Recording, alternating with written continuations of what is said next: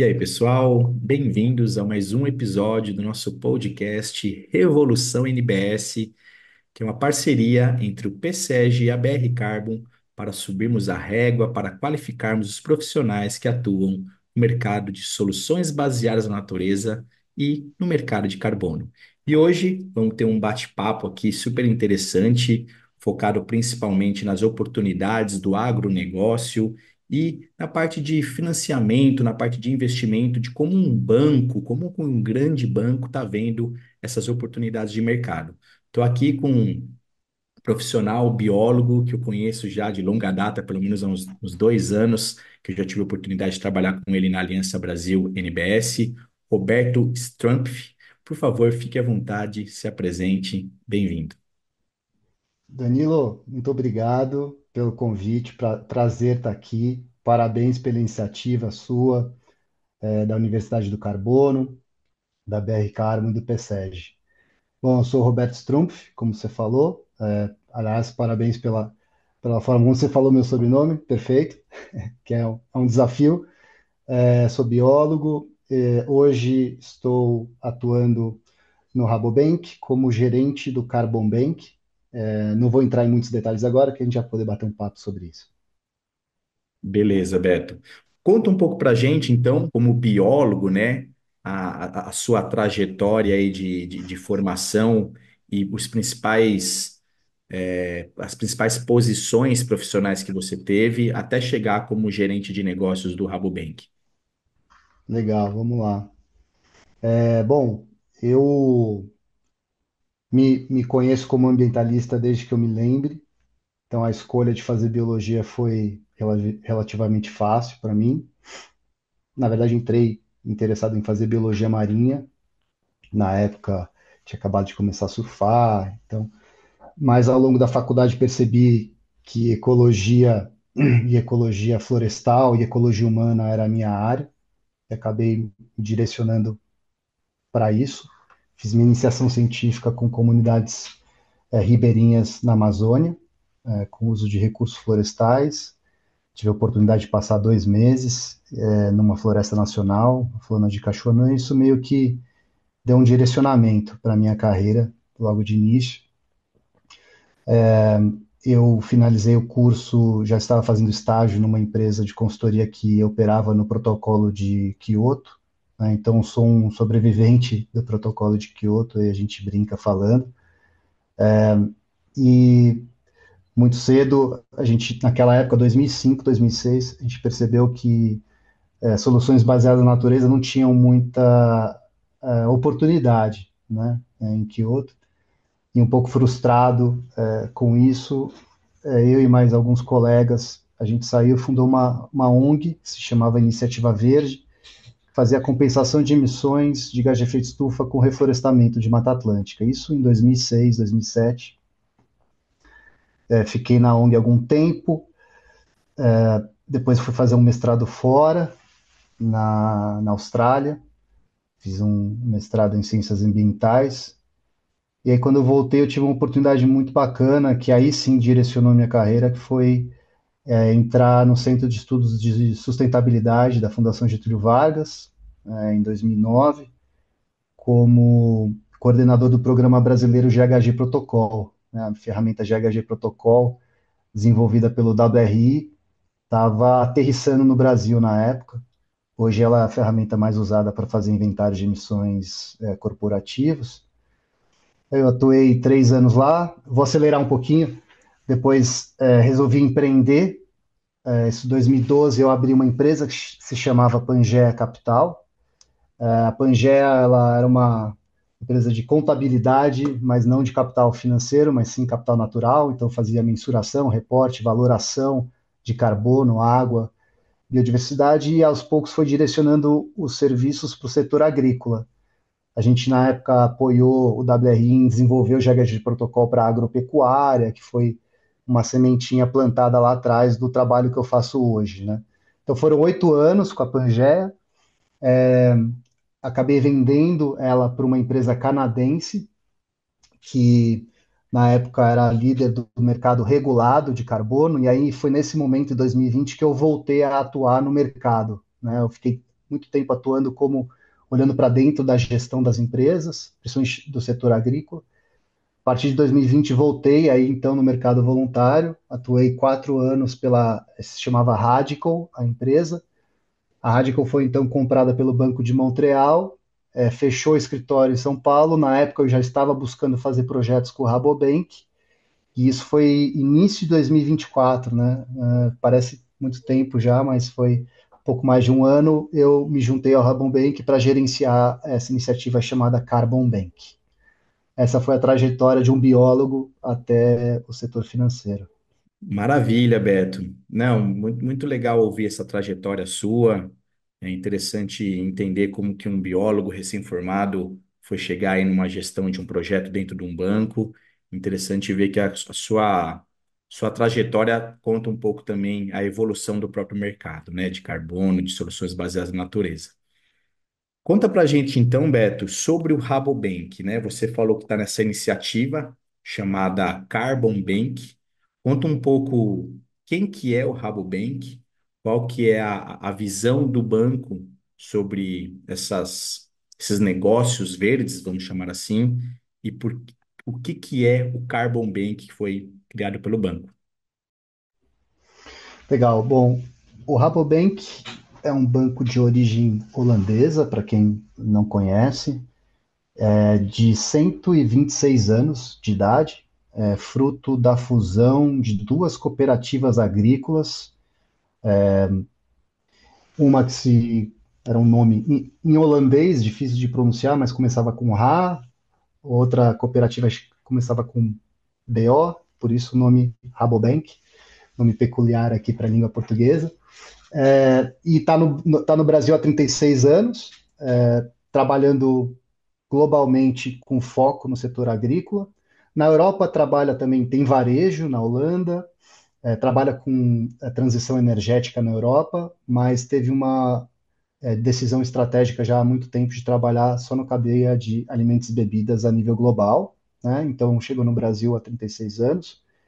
E ela é um banco que tem uma governança bastante interessante, ainda cooperativa, a cultura cooperativista se mantém, então não é um banco de capital aberto, é um banco gerido muito através de conselhos, e que traz aí na bagagem, na cultura e nos valores preceitos muito fortes de sustentabilidade, por credo, mas também por estratégia, né? A gente sabe que a agricultura, ela é um setor, ela é uma indústria a céu aberto, né? A gente brinca, que depende muito do clima, depende muito de uma previsibilidade climática, em especial num país como o Brasil, e então considera isso algo bastante importante num olhar de longo prazo, né? Uma instituição centenária, acho que ela está mais propensa a olhar a ciclos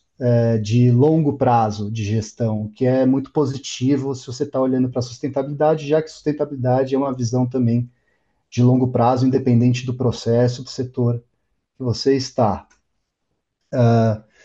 Nesse olhar para um país como o Brasil, o banco tem hoje uma estratégia bastante ampla, que tem como principal ambição zerar o desmatamento na sua cadeia, no seu portfólio até 2035.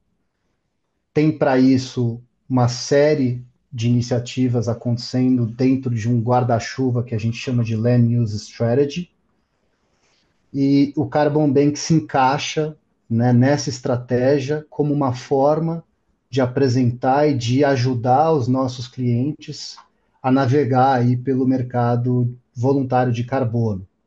Então, o mercado voluntário, ele consiste, nesse caso, uma ferramenta muito interessante de desenvolver uma agenda positiva com os nossos clientes, agarrar uma oportunidade e com diversos co-benefícios que a gente também pode explorar.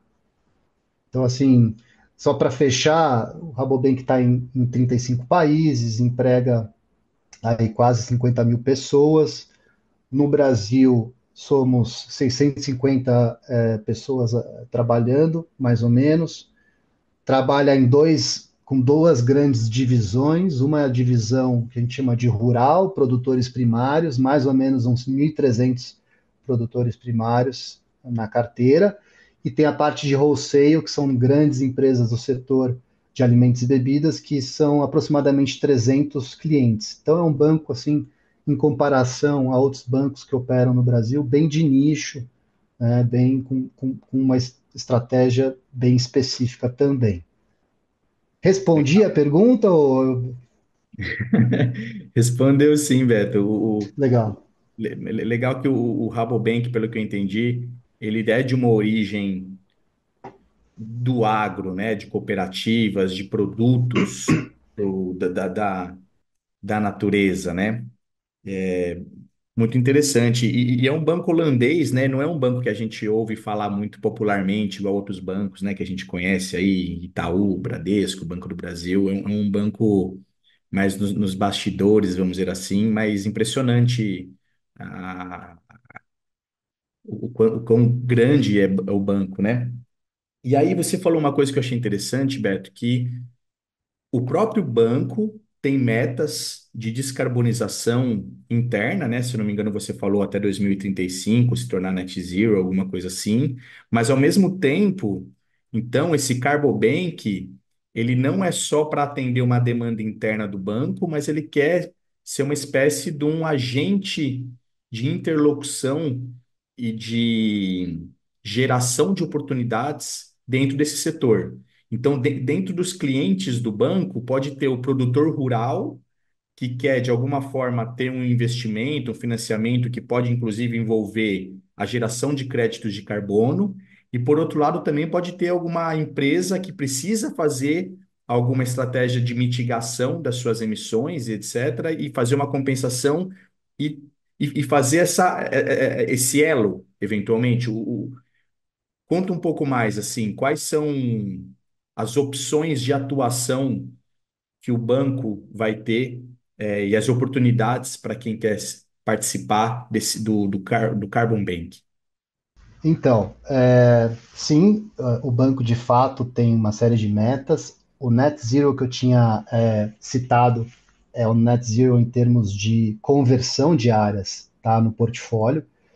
Mas o banco tem também a nível global uma meta de neutralização de emissões de gás de efeito estufa. Então, são diferentes metas que se conversam, logicamente. E a atuação do banco, ela está voltada, a gente, né, o banco trabalha muito com uma expressão que é system change, mudança no sistema, ou seja, não só da porta para dentro, não só no nosso portfólio, mas de fato apoiar nós, como, enfim, uma comunidade global, em implementar uma economia de baixo carbono. Acho que cabe dizer, né, que a Holanda é um país que está boa parte de sua área, se não 100% abaixo do nível do mar. Então existe um motivo muito tangível para o holandês enfim, em realmente investir e olhar para a questão das mudanças climáticas com bastante importância. Mas falando do Carbon Bank especificamente, a gente está optando inicialmente em atuar com os nossos produtores primários da cadeia, são 1.300 produtores, e o Carbon Bank não é um desenvolvedor de projetos de crédito de carbono. A gente gosta de se colocar como um viabilizador de projetos para os nossos clientes. Isso quer dizer que a gente atua em três grandes pilares que são fundamentais para colocar um projeto de pé. Então, na parte da originação, trabalhando sempre em parcerias com empresas do mercado que são especialistas nessa agenda, né? O banco está hoje aqui no Brasil, obviamente, trabalhando no Brasil no setor agrícola, voltado 100% para soluções baseadas na natureza. Então, esse é o foco do Carbon Bank no Brasil. A gente atua, então, no pilar de originação em parceria, no pilar de mapeamento de demanda. Então, a gente tem uma mesa de trading que fica centralizada na Holanda. E a gente atua em financiamento dos projetos, que é o nosso DNA, né? Tirar esses projetos do chão, tirar a inércia, que para muitos tipos de projeto é absolutamente fundamental. E além desses três pilares, a gente tem hoje três projetos. Tem o Carbon Bank, todos eles em construção. Eu vou colocar depois um pouco o histórico da iniciativa do programa no Brasil, tá? Então, o primeiro é o Reterra, que é a ALM, né? Então, olhar para carbono no solo, recuperação de áreas em algum nível de degradação. Tem o Carbon Bank Refloresta, que é para reflorestar, em especial, a gente está direcionando para áreas de APP e reserva legal degradadas. E, finalmente, o Carbon Bank Preserva, que é para excedentes de reserva legal. Tá? Então, reterra para solo, refloresta para déficit de reserva legal e APP, e o preserva para excedente florestal. Esse é o foco. O Carbon Bank nasceu há mais ou menos 5 anos atrás, na área de inovação do banco na Holanda. Durante muito tempo foi um trabalho de incubação, de testes, até que no ano passado foi tomada a decisão estratégica de migrar toda a parte de comercial e originação para as regiões, tendo o Brasil como a prioridade e mantendo centralizado na Holanda, então só a parte de cuidar da demanda, já que a gente tem muitos clientes na Europa, onde está boa parte da demanda por crédito de carbono no mundo. Tá. Fantástico, Beto. Então, só para fechar essa dúvida que eu estou ainda, os clientes do Rabobank são principalmente os produtores rurais e também tem uma frente das pessoas que querem comprar esses créditos, comprar esses ativos ambientais. Vocês estão nas duas pontas da cadeia, desde do cliente que vai gerar e também o cliente que vai comprar? Perfeito. A gente está olhando para originação ou geração de créditos nos nossos clientes rural no Brasil e para demanda por créditos para atingir um compromisso voluntário net zero para nossos clientes de diversos setores na Europa, principalmente. Agora, a gente também entende que nos próximos anos a gente vai ter a regulação do mercado regulado brasileiro, né? É um mercado que vai ter uma interoperabilidade, ou seja, permitir uma certa porcentagem o uso de offsets para o cumprimento de metas no Brasil. Então a gente tem que alguns dos nossos clientes do wholesale, ou seja, grandes empresas processadoras de alimentos, vão também ter alguma demanda por offsets, por crédito de carbono. Então a gente espera, num futuro próximo, ter uma demanda local também. Perfeito, Beto. E aí, quando você falou essa parte de financiamento de projetos, Uhum. vocês, por exemplo, você falou que fazem parcerias com as empresas originadoras, ou seja, as empresas que desenvolvem, como a BR Carbon, Carbon Next, Regreen, entre outras. Uhum. E aí vocês também buscam uma outra ponta de pessoas que querem vir. Vocês mesmos investem, ou seja, o próprio banco investe. Uma empresa desenvolvedora pode entrar em contato com o Rabobank para desenvolver, ou o Rabobank faz a intermediação com investidores que querem investir nesses projetos com as empresas desenvolvedoras. A gente faz a intermediação, e para cada tipo de projeto que eu listei aqui, Danilo, existe uma demanda bastante diferente por financiamento e uma origem diferente do financiamento, né? Acho que é interessante a gente explorar um pouquinho mais aqui, já que eu estou aqui representando um banco. Quando a gente fala do Reterra, o objetivo do projeto, né, a implementação do projeto basicamente é a recuperação de uma área degradada para a produção de mais alimento por hectare.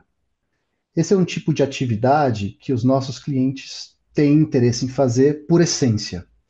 Muitas vezes optam por não fazer porque há um custo maior, por não ter fluxo de caixa naquele momento, por não ter os incentivos ideais adequados. O crédito carbono vem como esse incentivo. E o cliente, ele internaliza esses custos, capta um recurso, um financiamento conosco.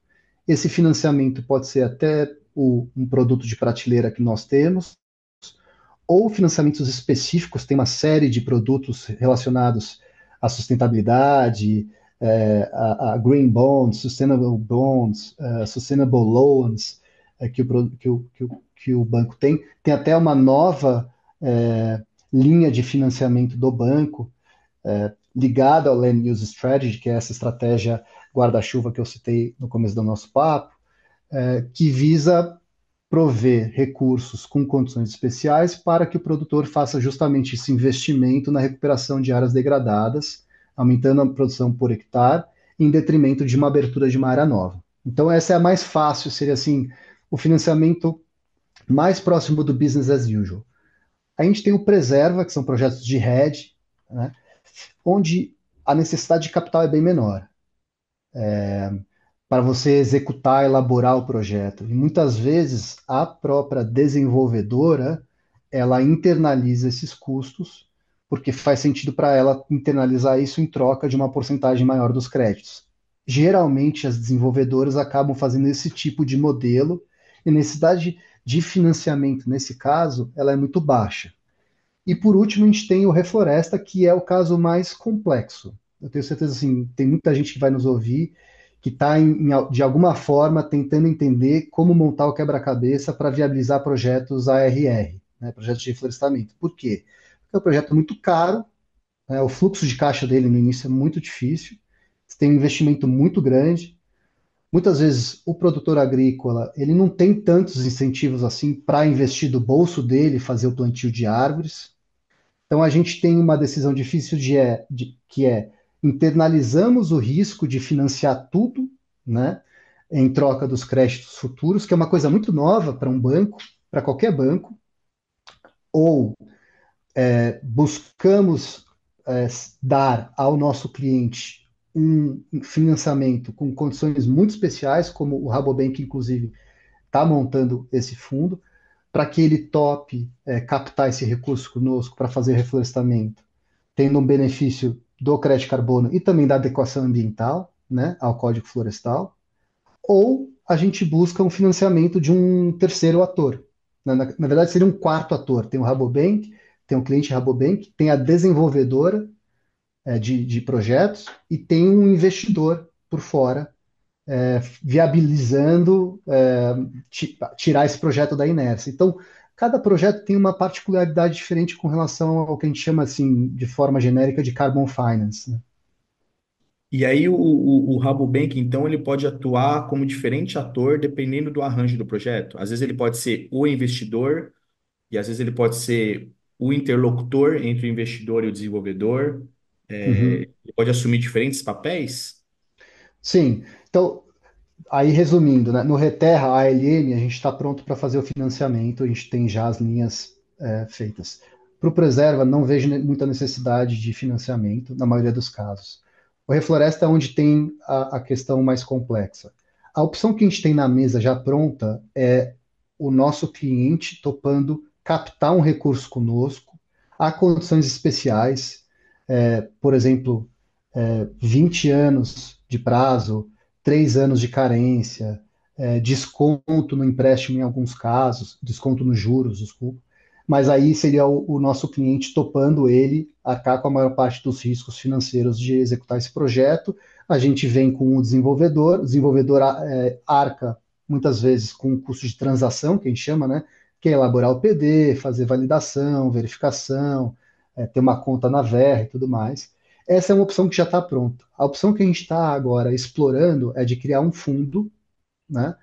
E aí, com isso, você dilui o risco entre vários atores financeiros, o Rabobank sendo um dos aportadores do fundo, logicamente. Então, essa é uma opção que a gente está em desenvolvimento com a equipe na Holanda. E tem ainda uma terceira opção que, na verdade, é a melhor de todas, que é que você conseguir um acordo de pré-compra. Então, se você tem um acordo de pré-compra já amarrado com a demanda, você tira o risco de toda a cadeia, o risco financeiro de toda a cadeia, e fica muito mais fácil o próprio Rabobank, o próprio Carbon Bank via Rabobank financiar todo o projeto. Então, por isso que é importante request for proposals como essa da Simbiose, que acabou de sair, que é uma união de várias big techs, e entre outras, que estão aí cada vez mais surgindo no mercado, em especial para projetos ARR. Sim.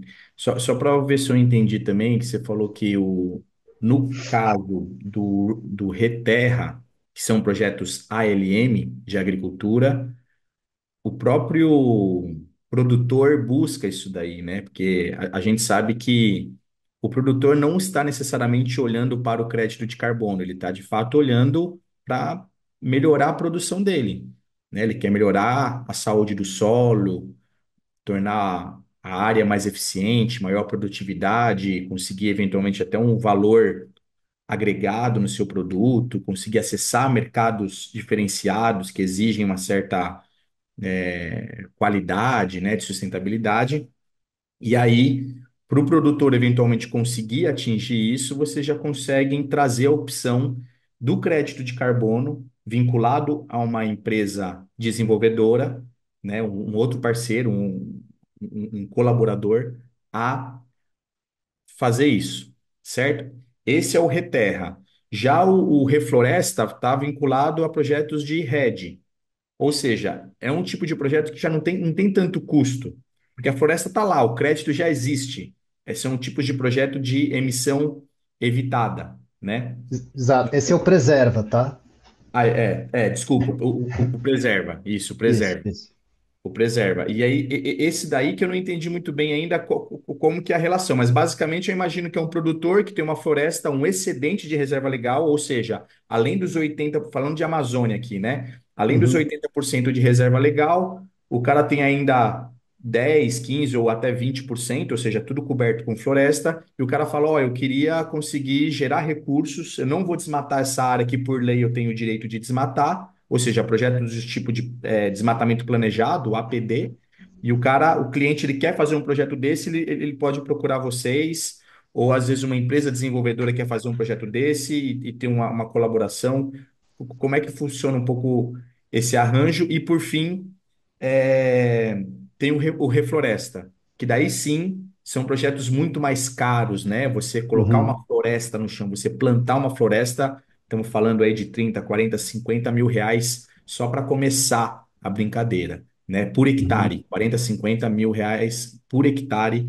Então, e o interessante disso, né, Beto, se você quiser complementar em relação a isso, seria interessante que às vezes uma propriedade, um cliente de vocês pode estar com tipo um passivo ambiental. Vamos supor que ele está com uma reserva legal que precisa ser restaurada, ou uma APP que precisa ser restaurada. O cliente pode optar por ter um incentivo do mercado de crédito de carbono dentro do Refloresta para fazer essa adequação, para restaurar esse passivo? Vamos lá, vários assuntos que você tocou, vou tentar explorar cada um deles, tá, Danilo? Acho que tem um ponto bem importante nesse papo e na sua pergunta, que é a questão da adicionalidade, né? Ela é fundamental para que a gente tenha integridade no projeto e no crédito gerado e, portanto, um valor e liquidez quando a gente for vender. Então, no caso do Reterra, sim, a atividade de projeto está muito mais atrelada ao negócio do nosso cliente, mas o projeto, o Reterra, provoca sempre o cliente para ir além do que ele faria normalmente, em troca dos créditos de carbono. Esse ir além tem uma série de práticas que a gente está prevendo, boas práticas agropecuárias, que não são ainda senso comum.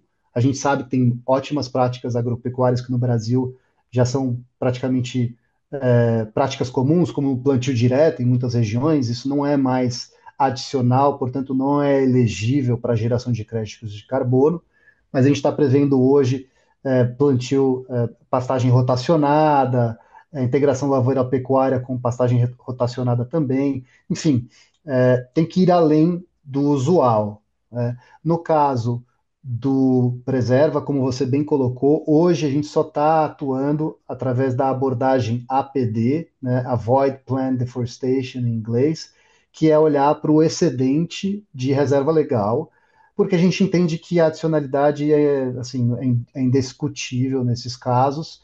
É, E porque também é total a agenda do Rabobank, que é conter o desmatamento. Desmatamento ilegal não existe na nossa cadeia mais, né? O que tem, se teve, já não é mais cliente.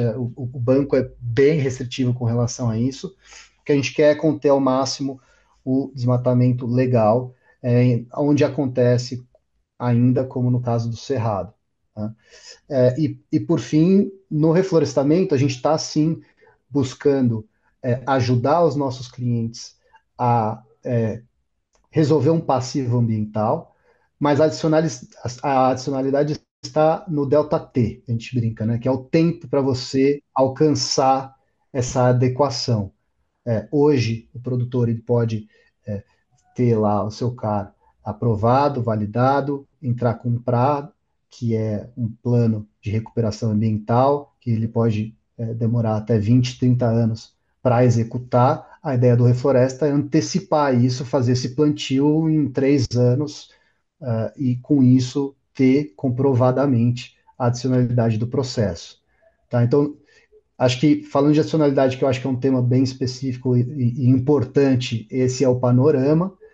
Nossos clientes que têm, por acaso, algum tipo de déficit e um termo de ajuste de conduta, por exemplo, ou por acaso algum embargo com termo de ajuste de conduta, a gente entende que existe um enforcement legal muito maior, né? E que, portanto, não haveria adicionalidade de você fazer o reflorestamento para fins de crédito de carbono. Você faz o reflorestamento porque precisa ser feito e porque tem uma pressão legal muito clara, muito grande para fazer. Mas a gente continua ajudando o nosso cliente a fazer, porque esse é o ponto fundamental para o banco, é ter um portfólio livre de déficit, livre de áreas degradadas e com desmatamento zero. Esse é assim, o, o, o objetivo máximo do Rabobank no Brasil. Então, o Rabobank vai continuar ajudando o cliente a resolver esse déficit, mas o Carbon Bank não atua nesse caso específico. Tá? Perfeito, Beto. Então, quando você falou lá atrás que a meta do Rabobank é ser net zero de conversão, ou seja, net zero de desmatamento até 2035, se eu não me engano, você falou, quer dizer que desmatamento legal, vocês não querem mais ter clientes até 2035 que tenha qualquer tipo de desmatamento na sua propriedade daqui a uns anos, é isso? É exatamente isso. E então a gente tem uma hierarquia de ações para chegar nesse cenário. Né? Então, o primeiro passo é redução. Para redução de uma pressão pela abertura de novas áreas, a ideia é que a gente possa reduzir ou zerar áreas subaproveitadas. Né? Se você aumentar a produtividade no agro, na parte produtiva, agriculamente produtiva, digamos assim, você, consequentemente, tem o que a gente, né, chama de efeito poupa-terra. Você não vai precisar de mais terra para produzir a mesma quantidade de alimento em um mundo que está aí indo em direção a 10 bilhões de habitantes, a demanda por alimento vai continuar. A segunda, então o Reterra, ele se adequa nessa primeira camada hierárquica, né? Na segunda camada seria a compensação por não desmatar, que seria o preserva. Então a gente quer pagar para que o produtor mantenha de pé o seu excedente. A terceira camada seria o compensar, né, que seria o reflorestamento de áreas com déficit. Então a gente está, então o Carbon Bank ele se adequa perfeitamente à visão do Rabobank a nível de estratégia de uso do solo, tendo como meta final isso que você acabou de colocar. Perfeito. É o banco, né, que já faz o financiamento de empreendimentos rurais do agro e de natureza se adaptando essa nova agenda, né? Como dentro da sua própria cadeia de investimento já trazer essas oportunidades de uma agricultura de regenerativa, de conservação e restauração para dentro dos próprios clientes, né? É uma coisa que você já tem seus clientes, existe uma demanda de adaptação desses clientes para o nova agenda e existe uma oportunidade de negócios dentro dessa nova agenda. É meio que juntando tudo isso, né? Exatamente. A agenda positiva, a gente já percebeu, por bem ou por mal, que querer impor não funciona. Não é o nosso papel também. Então a gente quer dar as mãos, digamos assim, e mostrar que existe um caminho bom, melhor para todo mundo. Uma propriedade que, que entra e implementa esses projetos, ela não só está gerando uma nova fonte de renda, como ela potencialmente está acessando novos mercados, né, mercados como o europeu, para produtos de exportação, e boa parte dos nossos clientes exporta, como ela está tendo co-benefícios locais muito interessantes para a biodiversidade, recursos hídricos, comunidades locais também. Recursos hídricos esses que são fundamentais para a resiliência da produção, né? Ainda mais no Brasil, onde boa parte da produção agrícola não é irrigada e por isso que a gente é tão competitivo. E por fim tem o benefício reputacional, é a narrativa, é o assunto, é a bola da vez, né, no setor agro a nível global e a grande reivindicação do setor agro brasileiro, que faz muita coisa, mas cai numa narrativa que, em geral, é negativa. Então, enfim, são várias camadas, né, estratégicas e de negócio. Muito legal, Beto. Agora a coisa está começando a fazer sentido na minha cabeça aqui, que eu sempre, as conversas rápidas que a gente teve aí nos corredores dos eventos, nunca consegui entender muito bem, a sua Legal. atuação. Está ficando muito mais claro. Você trouxe no começo da nossa conversa, Beto, eu queria só tirar essa dúvida também. Você falou dos três pilares, né? Um é de originação, em parceria com as empresas desenvolvedoras. Tem uma outra parte, isso eu entendi. Tem a parte de financiamento de projetos, que eu entendi também, que vocês fazem intermediação com financiadores, ou vocês mesmos podem eventualmente fazer um financiamento. E também tem a parte de mapeamento de demandas. O que que seria esse mapeamento de demandas? E isso vocês fazem aqui no Brasil também?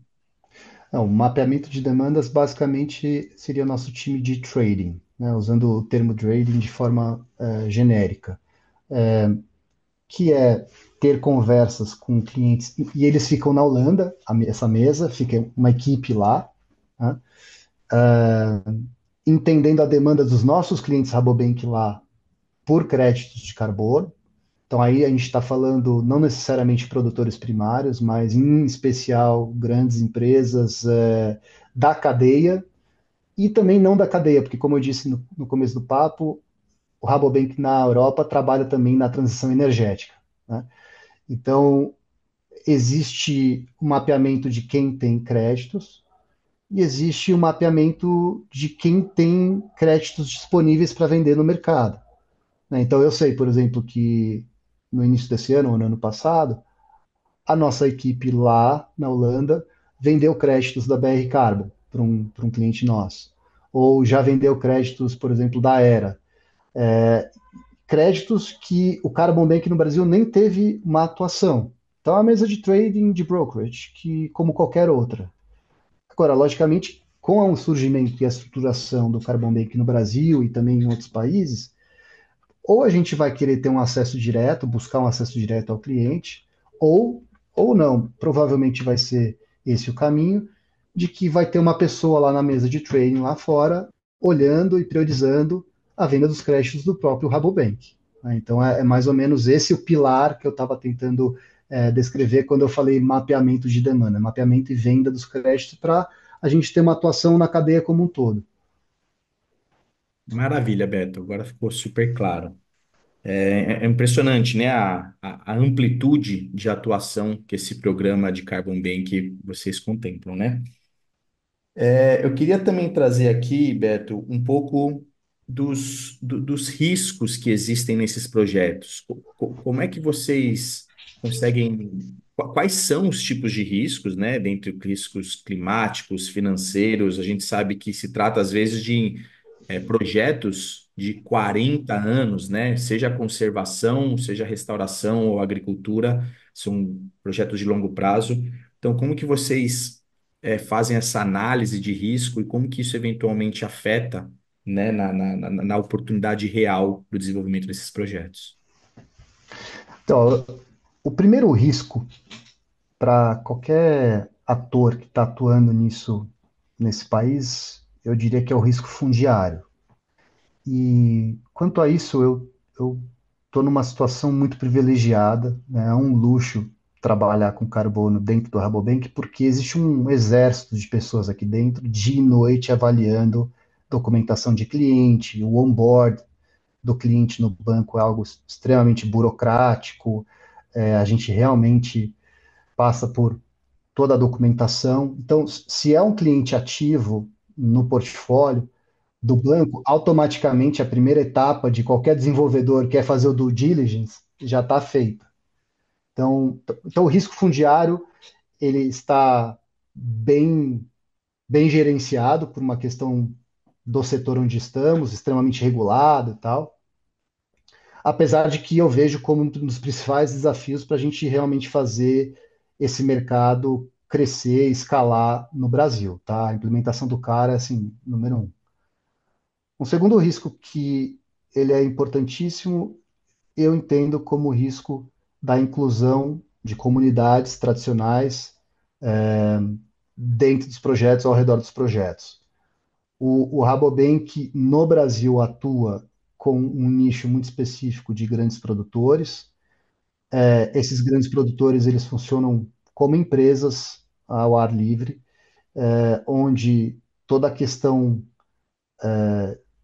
trabalhista é muito bem gerenciada, monitorada, e muitas dessas fazendas existem verdadeiras, digamos, vilas dentro de comunidades de trabalhadores, com escolas, com hospitais, e, e é interessante ver como os projetos podem beneficiar também essas pessoas, mas uma quantidade muito pequena desse tipo de risco, que é um risco bem comum para projetos que estão lá no meio da Amazônia, e tudo mais. Mas a gente sempre mapeia e olha e tenta fazer essa inclusão.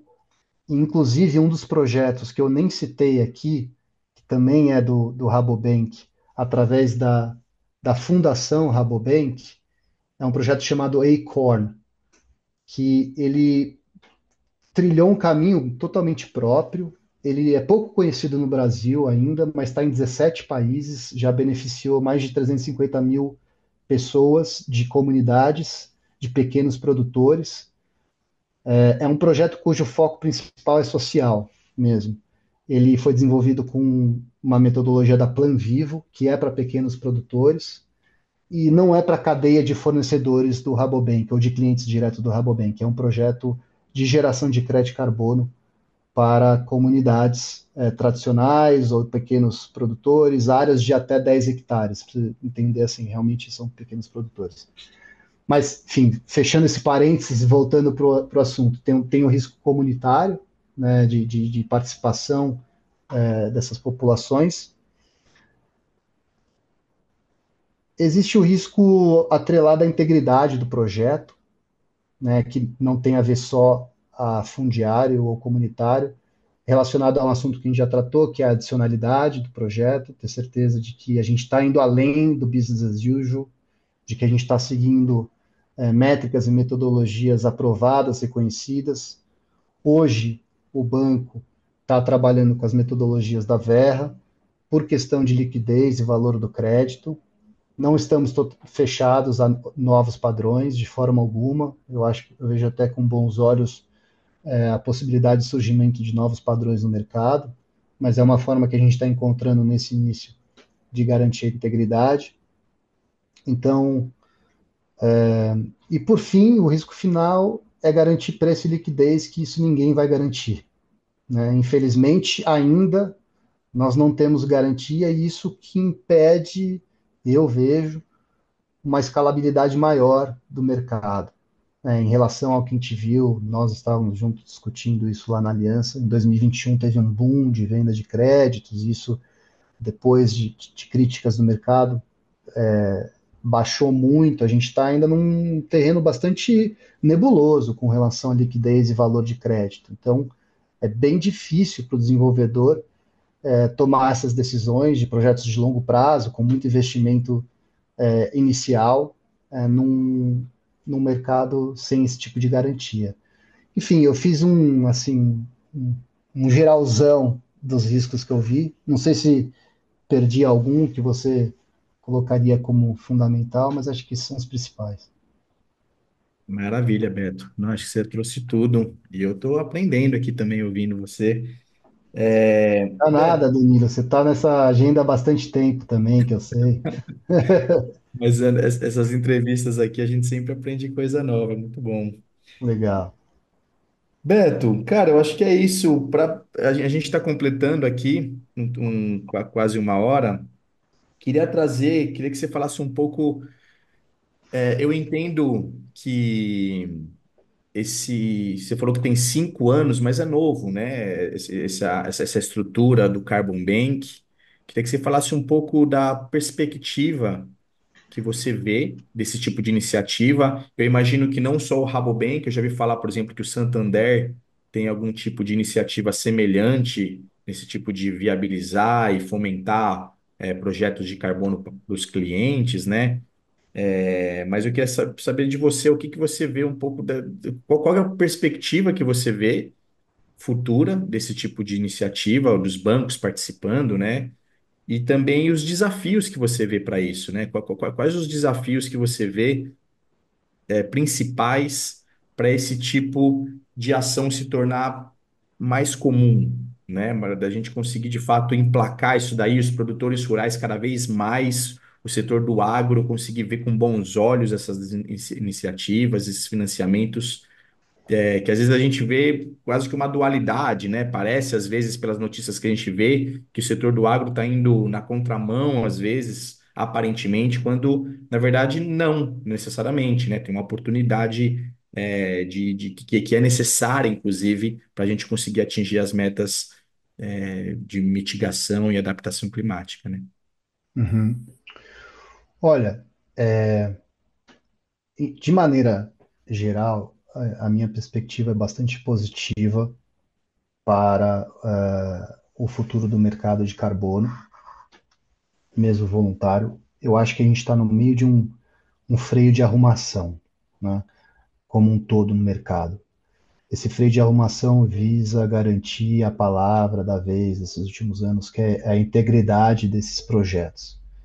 Então, eu acredito que tem muito comprador, muita demanda represada, esperando os pingos nos is das novas metodologias, padrões de qualidade, como do Integrity Council, o CCP, e que a gente está prestes a terminar não só essas regras, como as regras de SBTI para o uso de créditos de carbono de soluções baseadas na natureza para fins de net zero, está prestes a finalizar o livro de regras do artigo 6 de Paris. Eu não vou nem entrar nisso, porque eu sei que o Pedro veio aqui também dar uma entrevista para você. Um notório saber da área falou tudo.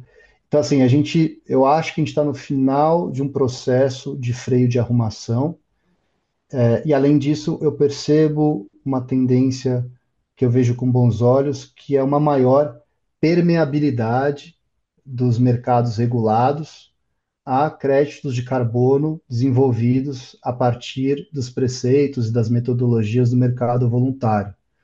Ao permitir essa permeabilidade, uma dada região, ela vai estar ela mantém a integridade, mantém o cap dentro daquela região em termos de emissão máxima, dá uma opção a mais para as empresas reguladas a como atingir esse cap, e dá a essas empresas a opção de fazer isso investindo em projetos que têm co-benefícios gigantescos em lugares que são fundamentais para a manutenção da estabilidade climática do mundo, como o Brasil, né? O Brasil é a potência número um em termos de capital natural, então eu acredito. Por exemplo, eu vi recentemente uma matéria dizendo que é possível que o Emission Trading Scheme europeu passe a aceitar, numa porcentagem ainda que pequena, offsets. A aceitação de offsets já é feita na Coreia do Sul, no sistema regulado da Coreia do Sul, em Singapura também. E tudo isso é garantia de demanda. Com garantia de demanda, você tem também uma boa sinalização de um aumento do preço do crédito, ou do valor do crédito, no caso, o que permite depois, aqui no chão da fábrica ou da floresta, a gente de fato implementar os preceitos da integridade. Né? Então, e aí a roda gira. Você tem, se você tem liquidez, maior garantia de preço, você tem uma demanda garantida, você tem um valor maior por crédito, você vai ter mais gente disposta a investir nisso e mais gente disposta a implementar projetos íntegros e com os vários co-benefícios que eles permitem. E aí, olhando para o agro, a gente vai ter a possibilidade de cobrir o custo de oportunidade de um sojicultor através de floresta. Hoje, com o valor do crédito carbono de floresta, é muito difícil você chegar a bater na porta de um produtor de soja e falar: olha, não desmata esse hectare que eu consigo te pagar aí, não sei, US$ 500, enquanto que ele faz 5.000.